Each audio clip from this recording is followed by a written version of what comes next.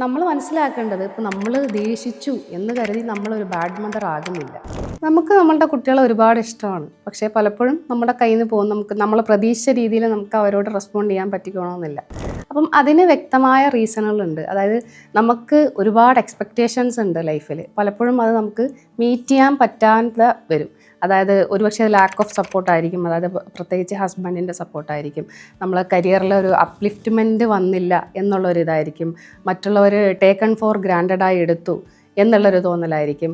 അതുപോലെ തന്നെ പിന്നെ നമ്മുടെ ശാരീരികമായിട്ടുള്ള ഹോർമോണൽ ചേഞ്ചസ് ആവട്ടെ, അല്ലെങ്കിൽ ഉറക്കം കറക്റ്റ് അല്ലാത്തത്, ഇതൊക്കെ ഇതിനെ ബാധിക്കും. നമ്മൾ മനസ്സിലാക്കേണ്ടത് ഇപ്പോൾ നമ്മൾ ദേഷിച്ചു എന്ന് കരുതി നമ്മളൊരു ബാഡ് മദർ ആകുന്നില്ല. അത് നമ്മളുടെ ഒരു ഇമോഷനാണ്.